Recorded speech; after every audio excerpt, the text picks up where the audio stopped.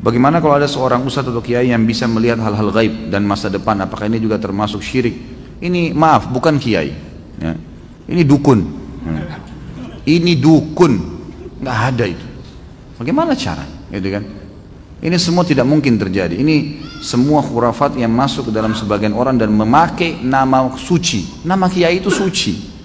Kiai, guru, ustadz, itu semua nama-nama yang suci sebenarnya, nama orang-orang yang menyampaikan agama Allah.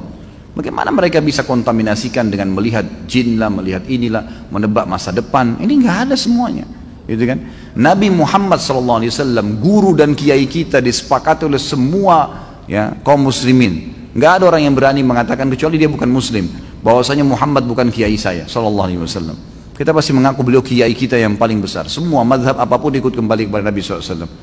Nabi SAW kalau didatangin oleh beberapa sahabat yang bertanya dan beliau belum tahu hukumnya, belum ada wahyu, beliau diam, tidak ngomong, nunggu sampai turun wahyu baru beliau mengatakan, siapa tadi yang bertanya? Si fulan angkat tangan, telah datang kepada saya wahyu begini. Nabi SAW tidak tahu yang gaib, menunggu informasi datang. Bahkan kadang-kadang lewat 1-2 hari baru Nabi SAW menerima wahyunya, gitu kan?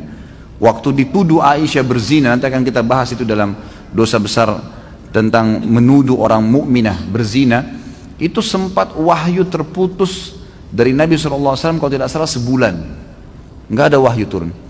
Nabi SAW tidak tahu benar nggak istrinya berzina nih, sampai beliau bingung sendiri menghadapi Aisyah pada saat itu.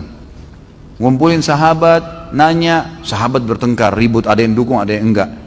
Datang ke rumahnya Aisyah, ditanyakan Aisyah, Aisyah mengatakan tidak, saya tidak melakukan, sampai turun firman Allah Subhanahu Wa Taala. Nabi SAW terjadi pada rumah tangganya, turun ayat Al-Quran, nanti akan kita bahas tuh. Ayat-ayatnya lengkap semua menceritakan. Beliau tidak tahu yang gaib. Bagaimana ada orang yang mengaku kiai kemudian bisa melihat yang gaib, bisa tahu masa depan? Bagaimana caranya? Allah mengatakan dalam Al-Quran tentang Nabi SAW, dan Nabi disuruh ucapkan itu. A'udzubillahi minasyaitonirrajim. Qul law kuntu a'lamul ghaiba lastakthartu minal khairi wa ma massaniyas su. Katakan hai Muhammad kepada mereka, kalau saya ini tahu yang gaib, maka pasti saya akan perbanyak kebaikan-kebaikan dan saya tidak akan ditimpa masalah. Tidak akan ditimpa masalah karena sudah tahu, oh di sana nanti ada orang yang ganggu saya. Udah, saya nggak usah ke sana.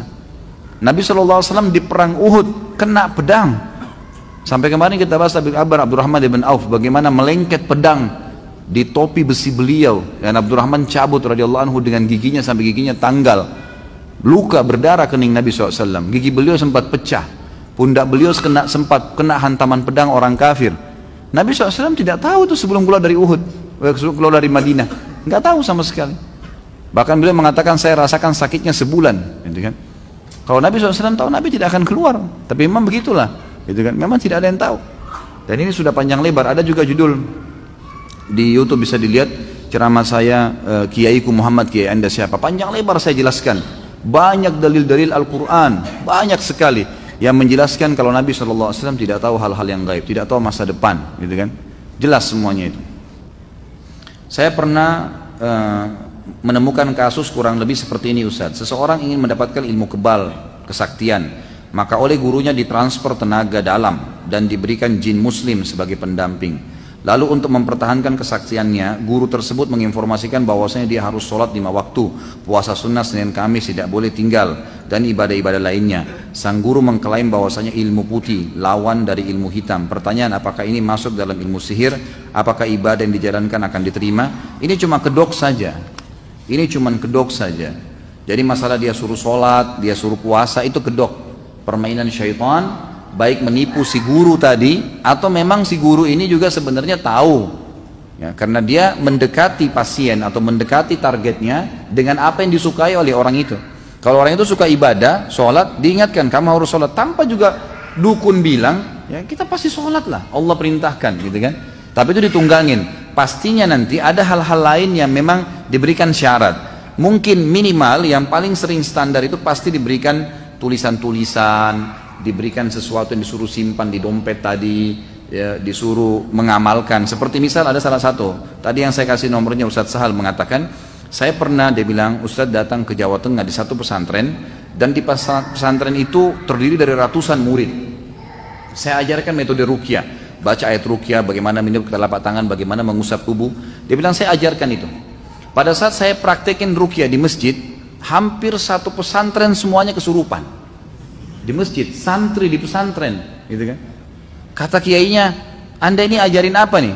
Kata Ustaz Sa'ad, Anda lihat, Pak Kiai lihat sendiri, saya bacain ayat kursi, Al-Falaq, Al-Ikhlas, An-Nas, gitu kan. Lalu Ustaz Sa'ad bilang, coba Pak Kiai muhasabah, ada enggak amalan-amalan yang dikerjakan yang tidak sesuai dengan sunnah? Mungkin ada sesuatu yang Pak Kiai, enggak, di sini pesantren belajar Islam kok. Coba muhasabah, mungkin ada sesuatu yang Pak Kiai suruh rutin kerjakan, tapi tidak ada sunnahnya dari Nabi. Ternyata setelah diterusurin, baru kiainya bilang, sebenarnya sih murid-murid sini setiap malam Jumat membaca salah satu dari Asma'ul Husna, saya lupa sekarang apa itu, tapi yang jelas dibaca sampai 4.000 kali. Nah ini tidak pernah Nabi contohkan, tidak pernah Nabi SAW perintahkan itu, gitu kan? Nah sesuatu yang Nabi tidak contohkan pun itu bisa ditunggangi oleh syaitan, gitu kan? Ini kasus-kasus sihir ya. Saya bukan sedang membicarakan ada orang yang salah dengan perbuatannya. Saya bicara tentang orang yang kesurupan sama syaitan. Pernah juga kasus, kami duduk bermusyawarah dengan beberapa teman yang ruqyah, kemudian dia bilang ada satu orang kesurupan. Ustaz Hussein tadi yang saya kasih nomor yang kedua juga bilang sama saya. Setelah saya kesurupan lalu jinnya kesakitan minta-minta ampun, saya tanya, kamu kenapa masuk ke orang ini? Dia bilang orang ini setiap hari manggil saya 1000 kali. Emang kenapa? Apa yang orang ini bilang? Orang ini selalu bilang, ya Jabbar, ya Jabbar, ya Jabbar. Ya Jabbar ini sifatnya Allah ya, yang Maha Perkasa. Tapi dibaca 1000 kali per hari. Pernah nggak Nabi ajarin? Nggak pernah. Kata jin, ini pengakuan jinnya. Jinnya bilang apa? Nama saya Abdul Jabbar, saya masuk ke badan dia. Seperti itu. Gitu kan? Ini contoh-contoh kasus, banyak sekali terjadi seperti itu pada saat ngeruqyah ya. Pada saat ngeruqyah. Jadi seperti itulah kurang lebih yang apa namanya yang terjadi.